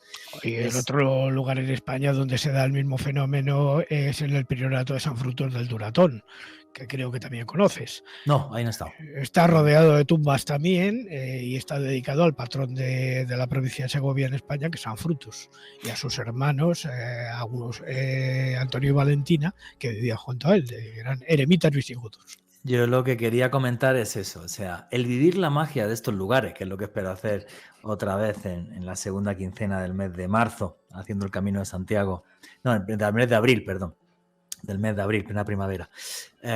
O sea, son lugares, bueno, repito, la segunda quincena del mes de abril, en febrero, marzo, de abril, estaré haciendo el camino y revivir la magia de esos lugares, tal y como lo estábamos comentando con Juan Ignacio Cuesta, os aseguro que es algo fabuloso. A mí Juan Ignacio me llevó a sitios, o sea, me refería a que es una magia que se vive, no es solamente la piedra, es que lo vive. Y es una maravilla, lo vive. Alejandro Bernal quería hacer una pregunta. Sí, Alejandro. Juanje, aquí fascinado con todo lo que nos está comentando Juan Ignacio Cuesta. Hay que tener en cuenta en ese contexto, en esa edad media de la cual les estamos hablando aquí los tres, que gran parte de esos maestros constructores conocían sobre ese tipo de corrientes subterráneas en las cuales se construían este tipo de templos. Ese tipo de corrientes podían provocar campos magnéticos especiales que alteraban el cerebro de las personas. Tenían ese conocimiento secreto. Y algo que siempre me ha parecido fascinante, y es una pregunta que le quiero hacer a Juan Ignacio: a lo largo de los años se ha establecido que estas iglesias, estas catedrales góticas que comenzaban a tener no solamente este estilo tan imponente, sino en donde la luz comenzaba a proyectarse a través de estos templos, tenían un gran significado y un gran simbolismo alquímico, la idea y el propósito de sublimar la materia y de convertirla en algo más especial, en algo más cercano a lo celestial. ¿Qué nos puedes decir, Juan Ignacio, sobre ese sentido alquímico que tenían estos constructores a la hora de erigir estas catedrales? Pues efectivamente estaban en posesión de una serie de conocimientos que, por cierto, habían venido de Tierra Santa, habían sido, eran procedentes de bibliotecas, en concreto que pertenecían al mundo musulmán. Por ejemplo, la biblioteca que había en el pico de Alamut de Hassan Sabah, conocido como el Viejo de la Montaña, y de esa biblioteca salieron todos estos manuscritos alquímicos que sirvieron a todas estas órdenes militares para luego ir construyendo todos estos edificios sagrados alrededor del mundo. Pero del mundo, y cuando digo del mundo me refiero a que, por ejemplo, en España, y Juan Ángel la conoce bien, está la iglesia de Santa María de Unate como en medio de la nada, que dice, bueno, ¿y esto qué pinta aquí? Una iglesia que tiene un pórtico alrededor que no tiene tejado ni tiene nada. Y que luego además entras en el interior y la acústica es prodigiosa porque canta una sola persona y parece que están cantando 100. Sí, es verdaderamente formidable. Pero no solamente en el ámbito cristiano, también en el ámbito musulmán o en Oriente. Por ejemplo, la Petra Nabatea, que es un lugar verdaderamente extraordinario y conocido a nivel mundial también, o como por ejemplo el mausoleo de Al-Safilieni en la isla de Malta, que tiene una acústica absolutamente prodigiosa y que es dificilísimo de ver porque solo dan pases a muy poca gente, como en algunos otros lugares que hay también. Por ejemplo, un amigo nuestro común, Pablo Villarrubia, también me contestó que había ciertas cavernas en Sudamérica, debajo de Tepuis en concreto, en la zona venezolano-colombiana. Esto me lo comentó a mí Pablo Villarrubia, yo no he estado, pero Pablo Villarrubia Mausó, brasileño y español a la vez, nos contaba perfectamente que en estas cavernas que había debajo de los tepuis salían unas luces que le llamaban las luces madre, o el maus de oro, como decía él, y que además se suponía que habían vivido civilizaciones anteriores justamente debajo de estos lugares, y esto ya no estamos en el ámbito europeo, ya nos vamos al ámbito brasileño, cerca de la frontera de Colombia-Venezuela. Y sin cerca, la frontera, dentro de Colombia también, en concreto en el Parque Nacional de Chiribiquete, que sí, es una zona de Tepuis, que es la zona inexplorada más grande del mundo. Lo tenemos aquí. El río Madre de Dios, por ejemplo, es muy famoso porque no se sabe exactamente qué es lo que hay ahí. Mira, un amigo nuestro, Lorenzo Fernández, fue con José Antonio Revenga y no llegaron al sitio. No, es una locura. Porque dice que el sitio le rechazaba, o sea, que no le dejaba subir. No, hay lugares que son muy peculiares. Aquí en Colombia tenemos la particularidad de que tenemos, digamos, pues eso, la zona inexplorada más grande del planeta. No se sabe, ni siquiera sabemos exactamente qué hay, qué no hay. Para que te hagas una idea, en un solo fin de semana, hace unos años, unos naturalistas, dejándolos con un helicóptero en la terraza de un tepuy, en solo 48 horas clasificaron más de 20 especies de mariposas nuevas para la ciencia. En 48 horas. Sí, bueno, y luego además algunas aventuras que se han dado y que tú conoces perfectamente. Por ejemplo, la aventura del coronel Percy Fawcett, cuando se introdujo en el Mato Grosso y que no salió de allí. O sea, nadie sabe dónde fue a parar. No me lo digas. Voy a volver a Amazonas dentro de poco, otra vez a investigar ovnis. Espero salir, como siempre he conseguido salir. Pero eso es una historia que me obsesiona. La gente que sigue este programa lo sabe, que he hecho varios programas y voy otra vez para la Amazonía. Con Ignacio Cuesta, hemos estado hablando lugares sagrados, que eran lugares sagrados. La descripción que has hecho me parece sublime. Simplemente deja al ganado que vaya esté a gusto ahí, eso es un lugar sagrado. Lugares sagrados que son lugares sagrados para celtas, para romanos, que luego son lugares que se cristianizan. En esos lugares se crean catedrales, primero románicas, luego góticas, llenos de luz y un esplendor tremendo, y que es muy posible. Yo sí lo creo que los templarios estén detrás de ese estilo tan particular, porque yo creo que es un estilo arquitectónico que consigue lo que no consigue ningún otro. Hipnotizarte con la luz y con las cosas que estás viendo, con los 1000 detalles que estás viendo. Y efectivamente, las paredes se aligeran y empiezan a ser, en vez de sustentadas en grandes muros, en vidrieras de cristal, polícromas, hechas por métodos que hoy día no conocemos, pero que seguramente que eran métodos alquímicos, a lo más probable. Pero además existen, digamos, precedentes. Por ejemplo, en la zona norte de España, en la cordillera cantábrica, hay un fenómeno que se dio también en la época, que es la cultura ramirense, que creó edificios sagrados y tal, que estos no tienen vidrieras ni cosas así, pero están todos invariablemente construidos encima de un dolmen de la época anterior. Por ejemplo, San Miguel de Lillo, Santa María del Naranco, Santa Cristina de Lena, en fin, otros edificios sagrados y tal, que luego además algunos americanos como Patrick Randall Hearst, el editor del famoso Ciudadano Kane de la película de Orson Welles, desmontó en España y se los llevó a América. Y los puso allí. Tenía plata, pues. De ahí se creó el edificio de Graceland, que es en el fondo una iglesia gótica española y tal, y que ha pertenecido a varios, por ejemplo, a Elvis Presley y también a Michael Jackson. ¡Qué locura! Oye, con Ignacio, y de repente todo este conocimiento que tiene una parte de raíz que es pagana, como tú bien has dicho, que viene de Oriente Medio, esa forma de palmera, Sí, cómo los templarios beben de otras órdenes religiosas que no son cristianas, como los Assassín y los otros, asesinos, efectivamente. eso, y cómo todos se mezclan y cómo ese internet nos llega hasta aquí a Europa, y de repente esto parece que se hace más pagano, porque hay un momento, y te quiero preguntar de esto, en el que ya los constructores de las catedrales, después de que los templarios desaparecen en el siglo XIV, si mal no creo, Sí, con la muerte de Jacques de Molay. con la muerte de Jacques de Molay, el último de los templarios en la isla de los judíos en París, para ser exacto, un viernes 13, resulta que a partir de ahí los que hacen las catedrales se les llama masones.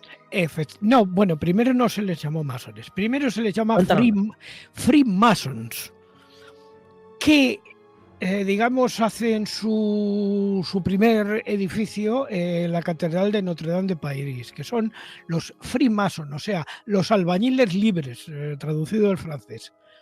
Bueno, pues los albañiles libres, con el tiempo, serían los francmasones, y de ahí viene una orden que al principio fue de tipo operativo y ahora es de tipo especulativo, que son los masones.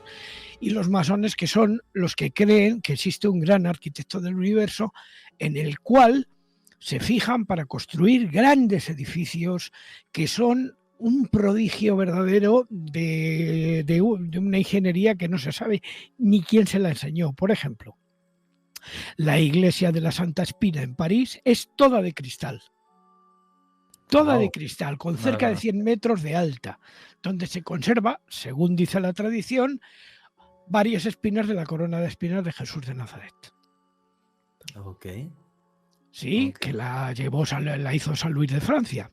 Pero no la hizo él, se la mandó construir a una serie de francmasones y tal, que construyeron esto, ni se sabe con qué técnicas, porque realmente hoy día no podríamos ni siquiera imitarlas ni hacerlas nosotros, porque no seríamos capaces, francamente.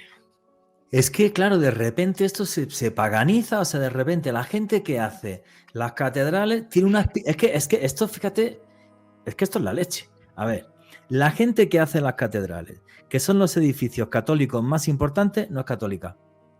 Son masones, son deístas. Son deístas en el sentido, el deísmo lo que significa es que la experiencia que tiene cada uno con Dios y lo sagrado es única, personal, intransferible, y todas son válidas. Puede ser budista, puede ser judío, puede ser musulmán, puede ser cristiano y puede ser masón. Y esto es lo que me parece que es la parte más interesante de esta historia. Los que hacen las catedrales son deístas, buscan esa experiencia mística con Dios. Repito, todas son válidas y todas son distintas. Y tanto lo consiguieron que siglos después va gente, pues por ejemplo, cuando haces el Camino de Santiago, yo creo que el 90% de la gente que hace el camino no es católica, practicante, así creyente, que lo flipas y tal, para nada. Porque la gente sigue buscando esa misma espiritualidad. Y eso es lo que me parece fascinante. Y es un camino de encuentro con uno mismo al final, Juanje. Yo creo que más allá de creencias, no solamente el atractivo turístico que tiene recorrer esta zona de España bastante bonita que he visto, además por fotos, sino también esa posibilidad de estar con uno mismo, estar acompañado de una excelente guianza, tener ese contacto directo con la naturaleza, salir un poco de ese estrés y de ese ajetreo de la vida cotidiana y adentrarse en un camino mágico, un camino de iluminación, un recorrido lleno de símbolos, lleno de mucha historia y una excelente gastronomía también. Eso es lo que significa ser peregrino. Ser peregrino es salir de tu zona de confort. Exacto. Para buscar una experiencia que te acerque a lo sagrado, una experiencia que te acerque a Dios. Y esa es la fuerza que tiene el Camino de Santiago. Sí, es cierto que también otra serie de factores que han hecho que el camino ahora lo hagan millones de personas todos los años, y esos factores, lo que tú has dicho, la gastronomía, unos vinos que alucinan, ciudades que son muy bonitas, parajes que son espectaculares. Entonces, claro, ¿no? Pues es un viaje además, simplemente el tema de caminar, tío. Claro. Reconectar con lo que somos, ir con un bastón, que siempre Nosotros damos bastones de avellano, te doy un bastón de avellano, ¿vale? Y nada, tío, y vas andando con tu bastón y tal, y caminando y viendo la naturaleza, y encontrando otra vez un poco contigo mismo, ¿no? Entonces, claro. y con la gente que te rodea. Entonces es como muy, muy chévere, ¿vale? Muy, muy chévere. Y que a pesar de ser una experiencia grupal, Juanje, en definitiva también termina siendo asociado por cada quien de una forma muy individual. El camino es muy diferente para cada persona. Es una experiencia, pese a que se hace casi siempre recorridos en grupo, es muy individual. Cada quien lo interpreta, lo asume y lo vive de manera totalmente distinta. Sí, normalmente, o sea, casi todo el mundo va en grupo, ¿vale? Hay gente que va sola y se queda en los albergues y es súper fácil hablar con la gente y tal. El viaje que voy a hacer yo no, de todo hoteles, nada, no hay albergues ni nada, ¿no? Lo hago un poco más premium, por decirlo de alguna forma, y hay que andar 3 o 4 horas al día solamente, porque hay muchas cosas que ver. Pero sí, efectivamente, o sea, al final te vas mezclando con otra gente, porque te los vas encontrando en el camino. Entonces al final pues los ves en los bares, en el restaurante, te tomas un vino, charlas, y es un ambiente como muy chévere, tío, lo que tú has dicho, ¿no? O sea, y lo que comentaba yo, ¿no? El salir, caminar y de repente darle un cambio a tu vida brutal, porque sí, yo puedo hacer otros viajes y puedo llevarte a Egipto, puedo llevarte a mil sitios sin contarte historias, pero eso de la caminata es más fundamental de lo que la gente se imagina. Vamos, que yo lo hago en plan super gomelo, que llevo autobús de apoyo, que no quiere no anda, aquí no hay problema y tal, pero sí merece la pena hacer unos tramos del camino, ¿vale? Empapándote de esa magia y de repente abandonando esta vida sedentaria de ciudad que llevamos tan anquilosada y tan pétrea y tan así, y simplemente eso, caminar, ver el cielo, ver las estrellas, charlar con gente, caminando, o sea, algo completamente distinto, que es como era la vida antiguamente. Exactamente. Que es que se nos ha olvidado, ¿vale? Que la vida era así, con unos caminos que eran peligrosísimos. Ahora no, aquí peligro no hay ninguno, ¿vale? Pero la vida era así, y el caminar y el moverte te llevaba a descubrir, a cambiar, a avanzar. Entonces es creo que es una metáfora y una forma muy bonita, ¿no? de tener una experiencia, que básicamente es única por todos esos factores que hemos dicho. Entramos en el último bloque del programa, sumergiéndonos en el misterio de los catedrales, y la entrevista con Juan Ignacio Cuesta continúa así. Sin ningún problema. Por eso la Iglesia nunca ha soportado a los masones, lógicamente. Y todos están excomulgados. Pero hay otras órdenes religiosas de ámbito católico que también han sufrido muchísimo por culpa de esta manera de pensar y de esta manera de actuar. Por ejemplo, en España, la orden de los jesuitas, que han sido expulsados varias veces de varios sitios porque solamente aceptaban de alguna manera la obediencia al Papa y no obedecían a los reyes. Entonces les hacía especialmente incómodos para ciertos reyes. Por ejemplo, Carlos III los echó de España a los jesuitas, los mandó para América, por cierto. No, esto es una locura, ¿no? Entonces, de repente, como la gente esta que hace catedrales se hace masona, tiene otro concepto de Dios, y yo creo que eso lo reflejaron también el gótico, porque todavía estamos hablando de la época del gótico. Por eso yo creo que el gótico es el más mágico, porque luego el Renacimiento pues nos quiere recordar a la antigua Roma, a la antigua Grecia, sí, a ese mundo clásico. Estamos a las puertas del mundo de la Ilustración, del mundo de las luces, pero es como que si esa magia se perdiera. ¿Tú lo ves así o no? Cuenta con él. Sí, pero detrás de todo esto hay algo que no puedes ignorar en ningún momento. Todo el movimiento masón y de los constructores medievales y posteriores nace fundamentalmente de la idea de reconstruir el templo de Jerusalén hecho por Hiram Habib, allá en el año 600 o 700 antes del propio Jesucristo, y que tenía 2 columnas que se llamaban Jaquín y Boaz, que una siempre decía la mentira y otra siempre decía la verdad. Y los que lo construyeron los hijos de Hiram Habib, que fue asesinado por unos discípulos envidiosos, empezaron a llamarse los hijos de la viuda, que es una de las grandes logias masónicas que existen incluso hoy día. De hecho, hay una película que no sé si la conoceréis, que la hizo John Ford, que nos cuenta perfectamente cómo es esta historia del nacimiento de la masonería, que es El hombre que pudo reinar, interpretada por Sean Connery y Michael Caine, que nos habla del movimiento masón, porque a la masonería han pertenecido gentes como Rudyard Kipling, que es el autor de esta novela, gentes como por ejemplo George Washington, gentes como por ejemplo Benjamin Franklin y algunos otros y tal. No hay más que ver un dólar norteamericano para darse cuenta del concepto que ellos tienen del gran arquitecto del universo, del gran hermano del universo. Porque en el mismo dólar tienes una pirámide con un ojo arriba. El que Sí, todo claro. lo ve, el que todo lo domina y el que todo lo construye. Pero es que tú fíjate lo importante que es lo que acabas de decir, Juan Ignacio. Sí. Si los masones se remontan al tiempo de Irán Abid, que es el arquitecto del templo de Salomón, que él era fenicio, Irán Abid era fenicio. Era de Tiro.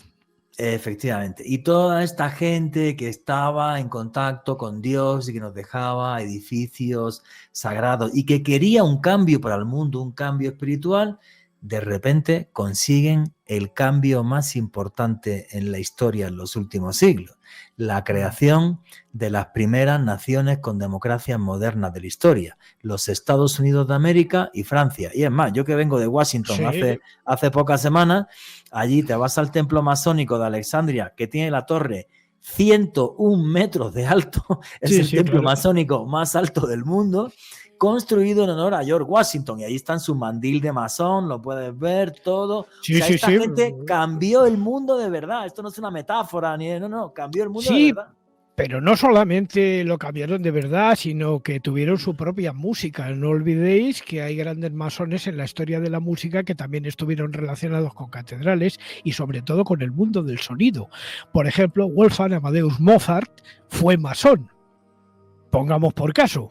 No, qué loco. De hecho, hay una ópera suya, La flauta mágica, que es de corte absoluta y totalmente masón, hecho en base a una cosa que vamos a tocar ahora mismo que se llama el número áureo, que es importantísimo a la hora de entender este tipo de arquitectura y este tipo de sonidos, que es el número Phi. Un número... Eso es, Juan Ignacio, eso. Todos estos templos están construidos en función a un número sagrado, número áureo, que es el número Phi, que es 1,16, no sé qué. 1,6, 18, 333, 046, es muy largo. Efectivamente. ¿Qué es ese número y por qué es tan importante? Bueno, ese número forma lo que se llama matemáticamente la serie de Fibonacci, que es el resultado de dividir un segmento en 3 partes, luego cada una de las partes dividirla en otras dos, y así se va haciendo continuamente hasta que llega un momento en que todas las divisiones de todas estas partes se van acercando a un número que es el número Phi, que es el 1, 6, 18, 0, 3, 3, 3, 0, 48, etcétera.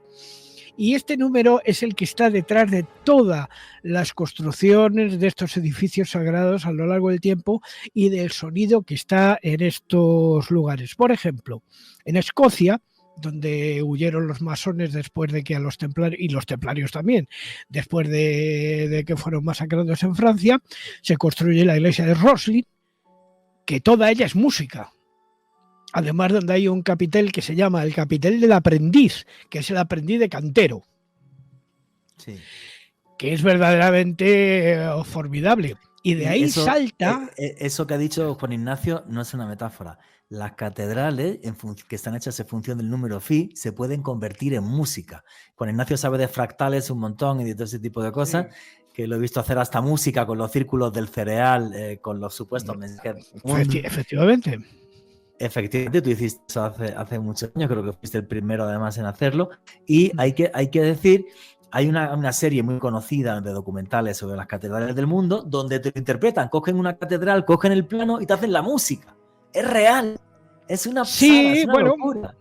Esto se le ocurrió a un ingeniero norteamericano que se llamaba Chanley, que decidió poner sonido debajo de una membrana, de un tapete, de un tambor lleno de arena, y entonces el sonido iba formando imágenes que tenían aspecto de arcos góticos.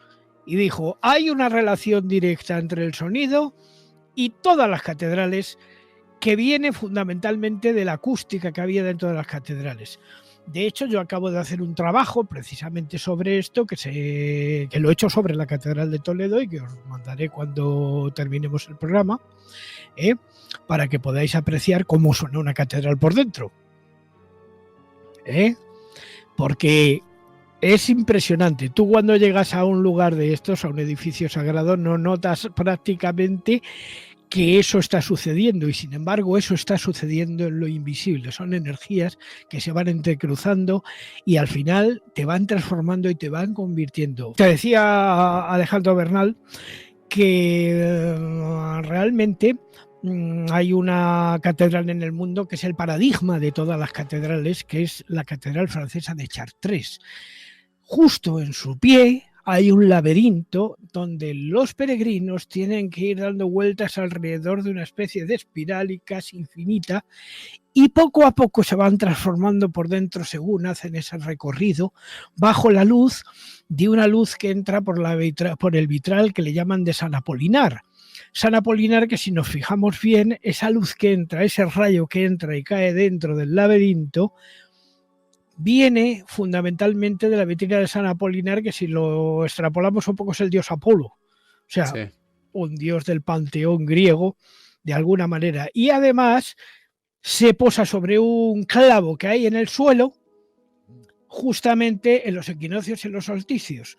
Algunos dicen que es para afinar el reloj de la catedral, pero vamos, me da la sensación de que no va por ahí la cosa, ¿eh? De acuerdo. Pero además que es maravilloso una cosa, lo que ha dicho Juan Ignacio. Las catedrales se transforman y son máquinas de espiritualidad porque una vez que estás dentro de ellas, si utilizas tu voz, si vibras, si intentas vibrar como vibran ellas, te sanan, te curan y te ponen en contacto con lo divino. Eso es lo que hace este número maravilloso, que es el número Phi, 1,618 y muchos números más, que además, y es una cosa que me fascina, es que este mismo número es con el que crecen, por ejemplo, las caracolas de mar, con el que crecen las hojas, o sea, un girasol, este número sagrado es el número con el que Dios crea la naturaleza. Y las galaxias, Juanje. Y se puede ver las galaxias. Claro, ¿cómo es posible que los antiguos se dieran cuenta de esto? Me parece maravilloso. ¿Qué opinas, Juan Ignacio? Pues porque sabían muchas más cosas de las que nosotros nos creemos. De hecho, mira, hace pocos días he estado en la colección de las colecciones reales de Madrid, del Palacio Real. Se supone que residencia de los Reyes de España, aunque ahí no viven los Reyes para nada. Bueno, pues en estas colecciones de reales hay un violín, en concreto que no tiene precio prácticamente, es un Guarneri, hecho en Cremona aproximadamente en 1820, cuyo sonido es absolutamente inimitable y hoy día no lo podríamos hacer porque no tenemos ni siquiera las maderas que existían entonces. ¿Por qué? Porque hubo en Europa una mini glaciación que llevó a que crecieran una serie de árboles de los que salían violines, como por ejemplo el Guarneri y el Stradivarius, que tenían una sonoridad especial, una sonoridad que era capaz de transformar a quien los tenía. De hecho, uno de los dueños de este violín Guarneri fue un hombre considerado como un auténtico espíritu del mal, que se llamó Paganini, Niccolo Paganini, que tuvo fama de que el diablo le había enseñado a tocar el violín. El violín, porque era imposible que nadie pudiera tocar el violín a tanta velocidad. Era una cosa prácticamente imposible. De hecho, cuando murió, nadie quería cargar con el cadáver porque decían que estaba dominado por el diablo. Y anduvo de acá para allá, hasta que terminó en un barril de sal. O sea, una cosa, pues eso, que parece que dierte risa, pero es que es verdad. Oye, Juan Ignacio, nos faltan 6 minutitos para terminar esta entrevista y te quería hacer una pregunta que creo que es fundamental. Creo que el ver las catedrales desde esta óptica tan mágica, se la debemos a una persona que no sabemos quién es. El famoso Fulcanelli, que escribió a principios del siglo XX el famoso libro El misterio de las catedrales, que se sigue repitiendo, se sigue replicando, la gente lo sigue leyendo y ni siquiera sabemos quién fue este señor. Bueno, nadie sabe perfectamente quién fue Fulcanelli, se ha atribuido a mucha gente, incluso se ha dicho de Leonardo da Vinci, pero no es verdad. Fulcanelli, lo único que se sabe es que se manifestaba a través de su secretario que se llamaba Cancelliet, y escribe 2 libros fundamentales. Uno es Las moradas filosofales y otro es El misterio de las catedrales. Hay un tercero, pero ese más bien son apuntes que se han recopilado de alguna manera y luego se han llevado a un libro, pero no es el genuino. El genuino son las moradas filosofales y el misterio de las catedrales, que son libros tratados auténticos de alquimia. Porque Fulcanelli nos enseñó a ver, por ejemplo, la Catedral de Notre Dame de París con otros ojos y de descubrir los secretos y los símbolos que había en esta catedral y que dan lugar a su construcción. De hecho, una de las afirmaciones más controvertidas de Fulcanelli es decir que también en las catedrales había intervenido un diablo de nombre Asmodeo, que era el guardián de los secretos del Templo de Jerusalén. Y que a lo largo del tiempo los franceses le empezaron a llamar de Pierre Coignet, o sea, el maestro Coignet, pero es el diablo Asmodeo, que también tiene mucho que ver con una iglesia que está en Francia, en Rennes-le-Château, que es la iglesia famosa del abad de Saunier, la iglesia de Santa María Magdalena, de la Madeleine, donde pone en la puerta "Hic hoc is terribilis", este lugar es terrible. Correcto, y entras, hay un Asmodeo.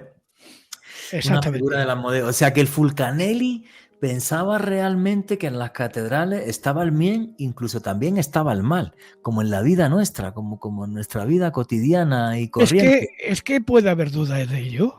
Ormuz y Ahriman se llevan atizando desde la época de los sumerios. Es que, por decirlo de alguna manera, yo no tengo sorpresa ninguna en esto. No, a mí me parece curioso, ¿no? Porque se ven como un reflejo, como un refugio de luz, me equivoqué en la palabra, un refugio de luz, pero en ella quizás esté toda una cosmogonía, y en esa cosmogonía puede haber luz y puede haber sombra, porque, por ejemplo, están las gárgolas. ¿Qué son las gárgolas para Juan Ignacio Cuesta? Pues las gárgolas fundamentalmente son la advertencia de que el hombre pecador va a ser torturado durante el resto de su vida una vez fallecido, en la infinidad del tiempo. Es el famoso juicio de Osiris, donde existe un ángel psicopompo que recoge a las almas, las pesa y dice: tú has sido bueno, tú has sido malo. Si has sido bueno, para arriba, y si has sido malo, para abajo. Como lo sabe muy bien Juanje, que lo hemos estudiado juntos, ¿verdad? Sí, claro, efectivamente, y es muy curioso, ¿no? Y ver esas gárgolas ahí y recordarte que aunque entres a un templo de luz, cuidado, porque fuera siempre habrá oscuridad, y esa oscuridad puede ser eterna y te puede llevar a algo muy malo. No solo aquí en Europa, también en América, en muchísimos sitios.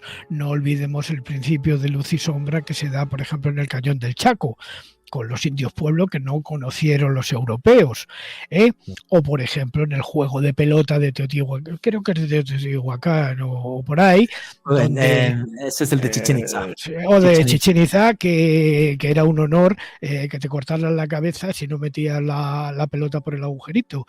Era un honor para alguien ser decapitado en esas condiciones, ¿no? Eso es una discusión arqueológica que yo tuve en Chichén Itzá, y que no la tengo clara, ¿eh? No la tengo clara. No, yo tampoco la tengo clara, pero la conozco. Sí, claro. Es verdad, el mundo son luces y sombras, ¿no? Y lo que sí es verdad, y creo que la mayor enseñanza de la entrevista del programa de hoy es lo que nos ha dicho Juan Ignacio Cuesta, además con total rotundidad. Es que los antiguos sabían mucho más de lo que pensamos nosotros a día de hoy. No hay más que ver la serpiente emplumada que en los equinoccios empieza a bajar las escaleras de la pirámide esta, ¿cómo se llama? Del castillo Kukulcán. Sí, del castillo de Kukulcán, sí. Sí, es una maravilla. Yo tuve la suerte de poder fotografiarlo hace... Que creo que se llama Quetzalcóatl.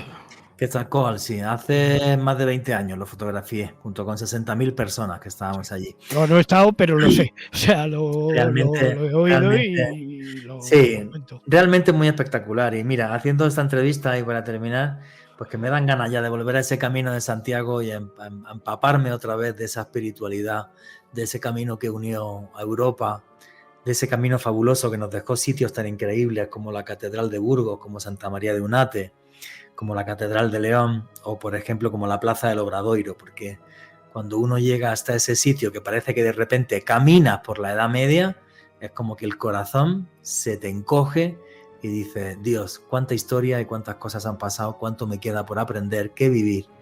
y que disfrutar. Juan Ignacio Cuesta, muchísimas gracias por ser parte de Noche de Misterio. Y a ver, ¿dónde te puede seguir la gente? ¿Qué libros tuyos nos recomiendas? ¿Qué montones en Amazon? Que los hice pantallazos y los tengo por acá. O sea, bueno, tienen libros en Amazon desde... Mira, aquí estoy viendo La Boca del Infierno, aquí estoy viendo... Eso es sobre el Escorial. Piedras Sagradas, estoy viendo La Golden Dawn y otras sectas mágicas, creo que ese fue el penúltimo libro que hice. La Golden Dawn y otras sectas mágicas, lo tenéis también en Amazon. Toda la gente en América Latina podéis comprar, y en Estados Unidos podéis comprar los libros de Juan Ignacio Cuesta a través de Amazon Prime Video. ¿Cómo te puede seguir la gente o cualquier cosa, Juan Ignacio, lo que tú quieras? Pues muy sencillo, con poner Juan Ignacio Cuesta en cualquier navegador ya van a salir todos mis libros, todas mis actuaciones, toda mi música y prácticamente todo lo que hago. Desde que entré en este mundillo del misterio, en el que prácticamente entramos juntos, Juanje. Acuérdate que no éramos nadie si no hubiera sido por nuestros mentores, ¿eh? Pues sí, pues por Fernando del Oso, que fue el que nos dio la oportunidad. A ti y a mí. Y mira las vueltas que ha dado la vida. Juan Ignacio, amigo, un fuerte abrazo hasta Madrid, España. Por aquí nos tienes para lo que quieras y algún día te volveré a molestar para que nos contagies con tu sabiduría. Qué maravilloso. Pues un abrazo muy fuerte también a ti, Alejandro, a ti, a Juan Jesús y sobre todo a todo el pueblo, a todos los pueblos americanos, tanto del norte como del sur, que no he podido visitar todavía, pero que me gustaría hacerlo antes de dejar este mundo. Y teniendo en cuenta la genética, que ayer cumplió mi madre 102 años, igual todavía puedo. Aquí en Colombia tienes tu casa, además, cuando lo sepas, aquí en Bogotá. Vale. De acuerdo. Un abrazo muy grande. A vosotros. Qué buena entrevista y qué personaje tan entrañable Juan Ignacio Cuesta. Es todo un caballero de pies a cabeza y me encanta además haber recordado momentos que viví con él, por ejemplo, de ir a investigar en la iglesia de la Veracruz, en Segovia, y ver cómo se movía aquel péndulo y tal, historias, y te das cuenta que, bueno, pues que esas catedrales y que esos lugares son realmente máquinas de espiritualidad.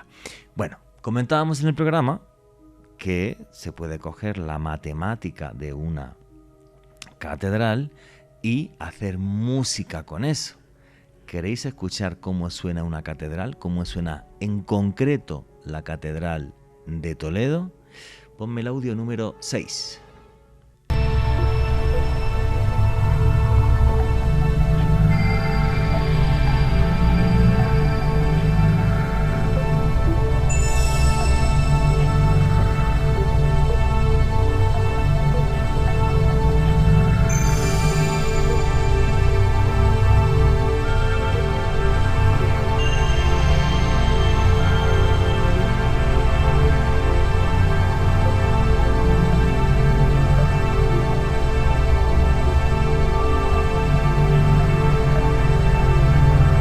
Son sonidos que nos acercan al cielo. Le voy a comentar al técnico, ponlo otra vez de fondo, le voy a decir a la gente lo siguiente. Concentraros, cerrar los ojos un segundito y escuchar esto.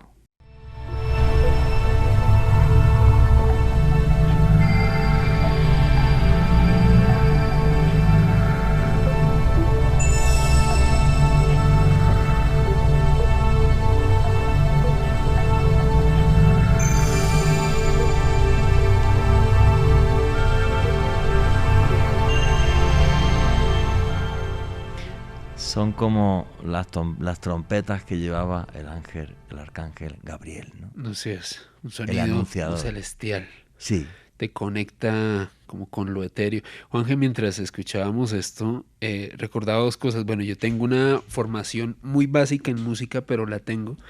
Y recuerdo alguna vez uno de mis maestros que me decía que la música en realidad son matemáticas. Sí, por ende, son el lenguaje del universo. Claro. Nos conecta con otra Porque realidad. para que la música tenga armonía tiene que tener una secuencia matemática correcta. Exactamente, Juanje. Y también me hace recordar, aunque es otro tema, esa película de Encuentros en la Tercera Fase, que la única forma en la que se pudieron contactar con esos extraterrestres... Luces, música, luces claro. Y música. Porque las músicas son matemáticas, efectivamente. Sí, claro. Sí, con luces haces códigos binarios, matemáticas puras. Exactamente, Juanje. Así que qué maravilla escuchar que una catedral pueda producir ese tipo de resonancias. Sí, es una auténtica maravilla. Amigo, tu conclusión y tu cierre. Juanje, un viaje impresionante con Juan Ignacio Cuesta, realmente un gran experto en la materia y sobre todo que nos demostró muchos elementos importantes que estoy seguro que los van a hacer a ustedes y a quien les habla ver a las catedrales de una forma totalmente diferente, de una forma más espiritual. Y me pueden seguir en redes sociales, en Twitter, Instagram y TikTok en @alebernalpress con @S. Y yo deciros que he tenido la suerte de caminar por algunas de esas catedrales, Burgos, León, Santiago de Compostela, Toledo, y no he dejado de maravillarme de cómo de repente, en medio de una oscuridad medieval, surgió la luz. Una luz con colores a través de vidrieras que parecen un caleidoscopio que es capaz de llegarnos hasta el alma y ponernos en comunicación directa con lo divino. Llámele a Dios o lo que sea, pero algo que está por encima de nosotros y que nos recuerda que somos parte de algo mucho más complejo que se llama el universo. Y nunca olviden que vivimos en un mundo mágico porque está repleto de misterio.